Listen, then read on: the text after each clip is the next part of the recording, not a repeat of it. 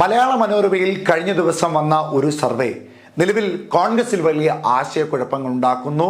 കോൺഗ്രസിൽ വലിയ തമ്മിലടികൾക്കുള്ള സ്പർദ്ധകൾ ഉണ്ടാക്കിയിട്ടുണ്ട്. കാരണം മറ്റൊന്നുമില്ല, മലയാള മനോരമയിലെ ഒരു സർവേയെ പറ്റി കഴിഞ്ഞ ദിവസത്തെ ഒരു വീഡിയോയിൽ നമ്മൾ ചർച്ച ചെയ്യുകയുണ്ടായി. ആ സർവേയിൽ പറയുന്ന ഒരു പ്രധാനപ്പെട്ട കാര്യം നമ്മൾ പറഞ്ഞു, ഇടതുപക്ഷ സർക്കാരിനോട് വിരുദ്ധ അഭിപ്രായമുള്ള ജനങ്ങളാണ് കേരളത്തിലുള്ളതെന്ന് പറയുമ്പോൾ പോലും ഏകദേശം 80% ആളുകൾ പറയുന്നതും കേരള മുഖ്യമന്ത്രിയായി പിണറായി വിജയൻ വരണമെന്ന് തന്നെയാണ് എന്നാണ് ആ സർവേയുടെ അടിസ്ഥാനത്തിൽ. അത് മലയാള മനോരമയുടെ ഒരു സർവേ ആയിരുന്നു. ആ സർവേയുടെ അടിസ്ഥാനത്തിൽ പറയുന്നത് മുഖ്യമന്ത്രിയായി പിണറായി വിജയൻ തന്നെ അടുത്ത തവണയും വരണമെന്നാണ്. പക്ഷെ ഇവിടുത്തെ പ്രശ്നം അതല്ല.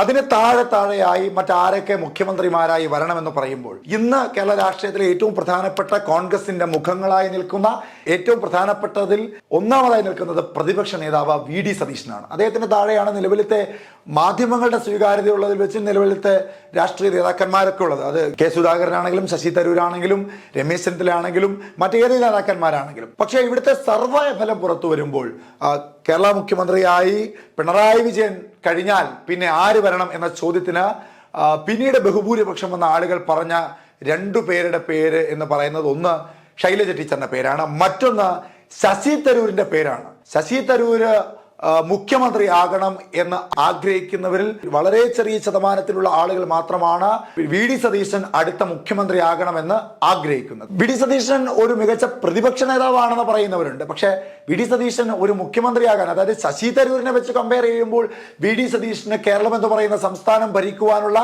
ഒരു മുഖ്യമന്ത്രി സ്ഥാനത്തിൽ നിന്ന് ഭരിക്കുവാനുള്ള ശേഷിയില്ല എന്നാണ് മലയാള മനോരമയുടെ സർവേയിലൂടെ ജനങ്ങൾ പറഞ്ഞു വെക്കുന്നത്. തീർച്ചയായും ആ സർവേ കേരള രാഷ്ട്രീയത്തിൽ വലിയ മാറ്റങ്ങൾ ഉണ്ടാക്കുവാനുള്ള സാധ്യതകൾ ഏറെയാണ്.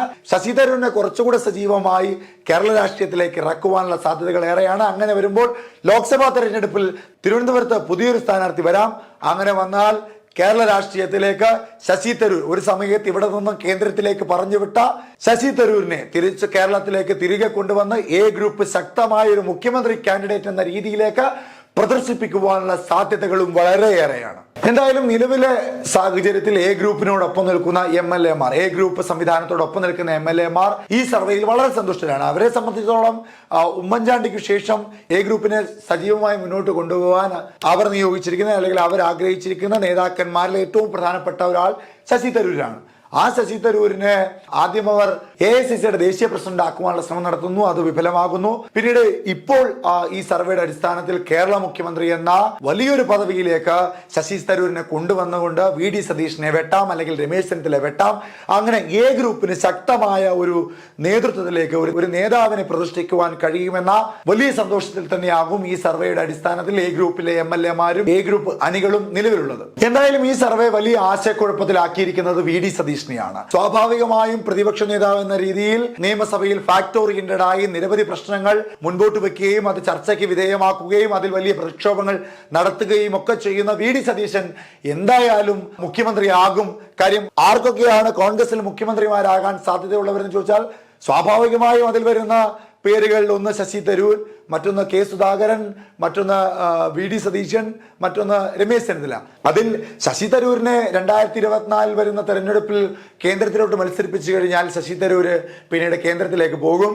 അത് കഴിഞ്ഞാൽ കെ സുധാകരൻ, കുമ്പക്കുഴി സുധാകരൻ എന്ന കെ സുധാകരൻ KPCCയുടെ പ്രസിഡന്റായി തന്നെ തുടരുന്നു. അദ്ദേഹം ശാരീരികപരമായ ബുദ്ധിമുട്ടുകൾ കൊണ്ടൊന്നും മത്സരിക്കില്ല എന്ന് തന്നെ നമുക്ക് വേണമെങ്കിൽ പറയാം. അത് കഴിഞ്ഞ് കഴിഞ്ഞാൽ പിന്നീടുള്ളത് രമേശ് ചെന്നിത്തലയാണ്. ചിത്രത്തിൽ പോലും ഇല്ലാത്ത തരത്തിലേക്ക് രമേശ് ചെന്നിത്തലയെ ഒതുക്കുവാൻ, അല്ലെങ്കിൽ ചിത്രത്തിൽ പോലും ഇല്ലാത്ത തരത്തിലേക്ക് രമേശ് ചെന്നിത്തല ഒതുങ്ങിയിട്ടുമുണ്ട്. പിന്നീട് അവിടെ ഒരു ഓപ്ഷൻ എന്ന് പറയുന്നത്, ശക്തമായ ഒരു ഓപ്ഷൻ എന്ന് പറയുന്നത് വി.ഡി. സതീശനാണ്. അപ്പോഴാണ് മലയാള മനോരമയുടെ ഈ സർവേ വരുന്നതും കേരള ജനത ഒന്നാകെ ആഗ്രഹിക്കുന്നതിൽ കോൺഗ്രസിന്റെ മുഖ്യമന്ത്രിയാകണമെന്ന് കേരള ജനതയിൽ ഭൂരിഭാഗം ആളുകൾ ആഗ്രഹിക്കുന്നത് ശശി തരൂരാണെന്ന് പറഞ്ഞുകൊണ്ടുള്ള സർവേ വരുന്നത്. അത് ഒരു ചർച്ചാ വിഷയമായി കോൺഗ്രസിൽ മാറിക്കഴിഞ്ഞു കഴിഞ്ഞാൽ 2024 വരാൻ പോകുന്ന ലോക്സഭാ തെരഞ്ഞെടുപ്പിൽ ശശി തരൂർ മത്സരിക്കില്ല. പകരം കേരള നിയമസഭയിലേക്ക് മത്സരിക്കുകയും മുഖ്യമന്ത്രി സ്ഥാനാർത്ഥി എന്ന രീതിയിലേക്ക് തന്നെ കേരള നിയമസഭയിലേക്ക് മത്സരിക്കുകയും ചെയ്യുമോ എന്ന ആശങ്കയിലാണ് വി.ഡി. സതീശൻ. നിലവിലെ സാഹചര്യത്തിൽ KPCC വലിയ ബുദ്ധിമുട്ടിലാണ്, കോൺഗ്രസ് വലിയ ബുദ്ധിമുട്ടിലാണ്. കൃത്യമായ കാര്യങ്ങൾ നിലപാട് പറയുവാനോ തങ്ങളോടൊപ്പം നിൽക്കുന്ന യുവജന പ്രസ്ഥാനങ്ങളെ സംരക്ഷിക്കുവാനോ കഴിയാത്ത തരത്തിലേക്ക് ദുർബലപ്പെട്ടു പോകുന്ന ഒരു അവസ്ഥാന്തരമാണ് നിലവിൽ KPCCക്ക് ഉള്ളത് എന്ന് പറയേണ്ടി വരുന്നു. അങ്ങനെ നിൽക്കുമ്പോഴാണ് ഏറ്റവും ഒടുവിൽ 24 നൽകിയ ഒരു അഭിമുഖത്തിൽ പോലും ലീഗിന്റെ നേതാവ് കുഞ്ഞാലിക്കുട്ടി പറയുകയാണ്, കേന്ദ്രം നൽകുന്ന ഈ സാമ്പത്തിക സമ്മർദ്ദം, സർക്കാരും ജനങ്ങളും ഒന്നടക്കം നേരിട്ടുകൊണ്ടിരിക്കുന്ന ഈ സാമ്പത്തിക സമ്മർദ്ദത്തിൽ, സാമ്പത്തിക രൂക്ഷതയിൽ കേന്ദ്ര സർക്കാരിനെതിരെ നിന്ന് പോരടിക്കുവാൻ ലീഗ് ഉണ്ടാകും, UDF ഉണ്ടാകുമെന്ന് കുഞ്ഞാലിക്കുട്ടി 24 നൽകിയ ഒരു അഭിമുഖത്തിൽ പറയുമ്പോൾ ദേശീയ തലത്തിൽ ഇന്ത്യ എന്ന മഹാസഖ്യത്തിൽ CPM-നും CPI-ക്കും ഒക്കെ ഒപ്പം നിൽക്കുന്ന കോൺഗ്രസ് അല്ലെങ്കിൽ കോൺഗ്രസിനോട് ഒപ്പം നിൽക്കുന്ന ഈ CPM-നും CPI-യും ഒക്കെ അവിടെ ഒപ്പം നിന്ന് മത്സരിക്കുമ്പോൾ അല്ലെങ്കിൽ ഒപ്പം നിന്ന് പ്രതികരിക്കുമ്പോൾ കേരളത്തിൽ CPM-നോട് യാതൊരു തരത്തിലുള്ള ഒത്തുതീർപ്പിനും തങ്ങളില്ല.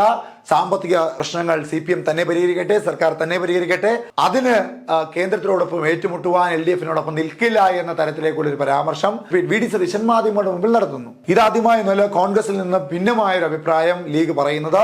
ഇതിനു മുമ്പും നിരവധി പ്രശ്നങ്ങൾ, പലസ്തീൻ വിഷയങ്ങളിലടക്കം, ഇതിനു മുമ്പുള്ള പല പ്രശ്നങ്ങളിലടക്കം കോൺഗ്രസിനും കമ്മ്യൂണിസ്റ്റിനും ഒന്നും ബുദ്ധിമുട്ടുണ്ടാക്കാത്ത തരത്തിൽ, ഇടതുപക്ഷത്തിനും കോൺഗ്രസിനും ബുദ്ധിമുട്ടുണ്ടാക്കാത്ത തരത്തിൽ നിലപാടുകൾ സ്വീകരിക്കുകയായിരുന്നു ലീഗ് കുറെ കാലങ്ങളായി ഇപ്പോൾ ചെയ്തുകൊണ്ടിരിക്കുന്നത്.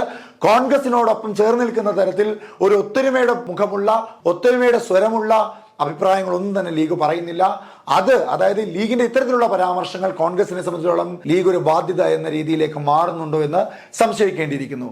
എന്തായാലും നിലവിലെ സാഹചര്യത്തിൽ ഒളിഞ്ഞും തെളിഞ്ഞും ഒക്കെ കോൺഗ്രസിൽ ഉണ്ടായിക്കൊണ്ടിരിക്കുന്ന പടലപ്പിണക്കങ്ങളാണെങ്കിലും ചർച്ചാ വിഷയങ്ങളാണെങ്കിലും ഒക്കെ അത് കോൺഗ്രസിന് ദൂഷ്യമാകുന്ന തരത്തിലാണ്. ദേശീയ തലത്തിൽ കോൺഗ്രസ് നേരിട്ട തോൽവിയാണെങ്കിലും പിന്നീട് ഇങ്ങോട്ട് വരുമ്പോൾ മലയാള മനോരമയുടെ സർവേയിൽ പോലും ഒരു ഭിന്നിപ്പുണ്ടാകുന്ന തരത്തിലുള്ള ഒരു സർവേ റിപ്പോർട്ട് വരുന്നു. KSUവിന്റെയും യൂത്ത് കോൺഗ്രസിന്റെയും ഒക്കെ നേതാക്കന്മാർ തങ്ങളെ നേതൃത്വം സംരക്ഷിക്കുന്നില്ല എന്ന തരത്തിലേക്കുള്ള ഒരു പരാമർശം കൊണ്ടുവരുന്നു. VD സതീശനും K സുധാകരനും എതിരെയുള്ള ഒരു പരാമർശം കൊണ്ടുവരുന്നു. അത് കോൺഗ്രസിൽ വലിയ പ്രശ്നങ്ങൾ ഉണ്ടാക്കുന്നു. അതിനുശേഷം ലീഗിന്റെ ഈ പരാമർശം വരുന്നു. ലീഗ് 24 നൽകിയ അഭിമുഖത്തിൽ കോൺഗ്രസിന്റെ അഭിപ്രായത്തോട് ഭിന്നിപ്പായ ഒരു അഭിപ്രായം ലീഗിന്റെ നേതാവ് കുഞ്ഞാലിക്കുട്ടി നൽകുന്നു. അങ്ങനെ മൊത്തത്തിൽ കോൺഗ്രസിന് വലിയ തലവേദനകൾ ഉണ്ടാകുമ്പോൾ അതിൽ ഏറ്റവും പ്രധാനപ്പെട്ട തലവേദനയായി, ഏറ്റവും പ്രധാനപ്പെട്ട പ്രശ്നമായി ലീഗ് മാറുന്നു എന്ന് സംശയിക്കേണ്ടിയിരിക്കുന്നു.